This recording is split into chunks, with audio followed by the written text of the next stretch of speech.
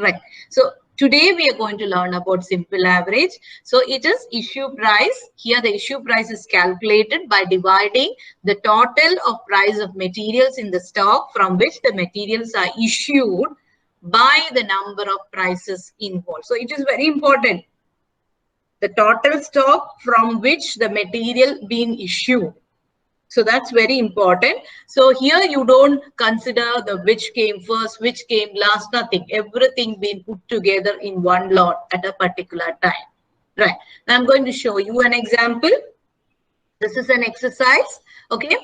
So here on March 1st, you have a balance in the store that is 600. Now we know how to record it. So I have put 600 as my balance on March 1st. Okay. So 600 at the rate of 4, which gives me 2,400. Then my next transaction is on March 6th. March 1st, I had one. Then March 6th, I received 400 units at the rate of 5. Right. So here in this case, I have to be very careful. Okay. I have to be very careful saying that here I received 400 units at the rate of 5, which gives me 2,000. But when I write my stock, this is the main difference between the other two methods and simple average method. When I write my stock, I will write 600 plus 400, that is 1,000 here.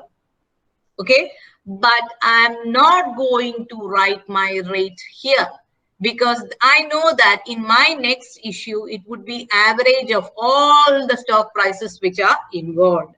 So I'm not going to write a rate here. Now you might ask, then why did you write the rate here? There was only one that was opening stock. So I wrote the rate here because even if you write here, it will be confusing. That's not the rate. What is, if you write average here, that is fine. But it will be confusing every time when you put the rate over there. So you don't put the rate generally here. Okay. So here in this case, you had an opening stock at the rate of 4. Then another 400 units which you received at 5 at the rate of 5 is included to form this 1,000. Now, how did we do the total of balance here? Here we will do 2,400 plus 2,000. We will just put the value here.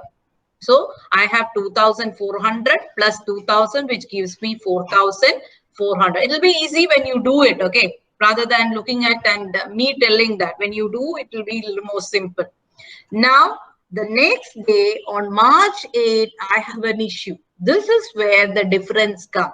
Now, as I understand, in simple average method, it's the average of stock prices involved in that particular stock at that point of time. So here we know that we have 1,000 units where 2 rates are applicable. Right. So the issue needs to be done on an average of those 2 rates. Right. Now, which are those 2 rates? It would be 1,000 units are there. So the 2 rates applicable would be 4 and 5. So my average would be 4 plus 5 by 2, which is the rate at which I'm going to issue my stock on this day 8. Because I know that there are two types, the 2 arrivals, which I have included in my total stock, which is with 2 rates. Right. So what I do, I will find the average of that for the issue of this 300. That's what it has been done here. So I found out the average 4 plus 5 by 2, which gives me 4.5. Right. So I'm going to issue 300 at the rate of 4.50, which gives me 1,300. Right.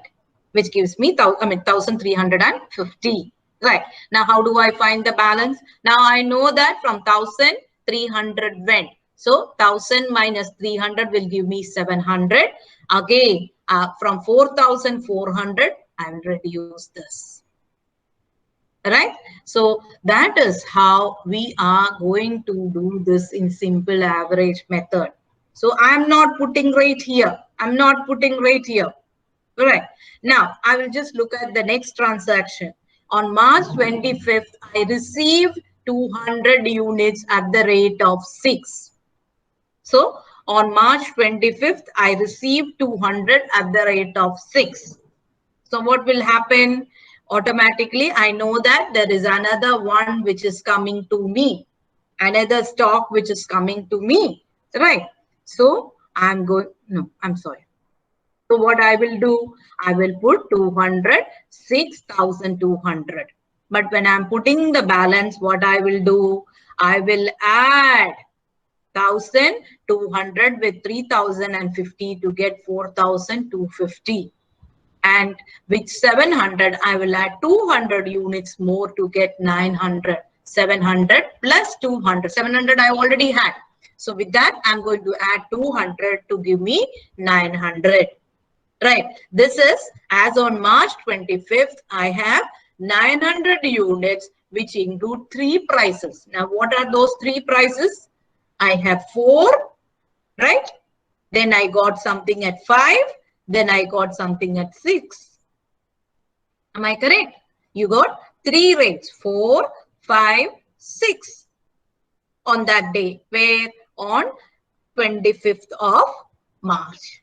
Now I'm going to look at my next transaction, March 20th.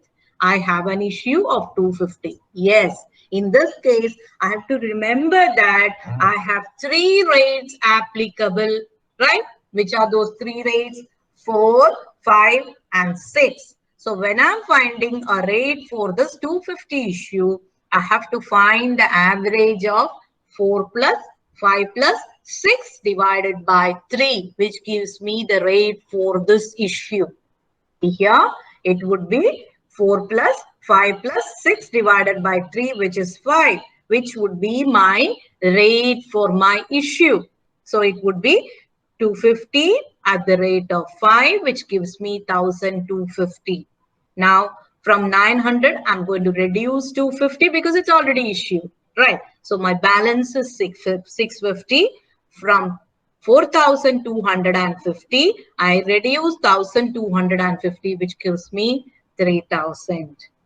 It's simple. You have to understand the logic. The logic here, which you have to understand, is the average of prices involved in my stock will be taken, will be considered as my price for the next issue. That's all you have to remember. So the methodology, since the method is little different, the methodology with which we do also is little different from LIFO and FIFO method. Mainly the difference here is we don't write the rate here. We find out the rate during the issue. What you have to remember is all the rates of stocks involved in the total stock should be considered when we are making an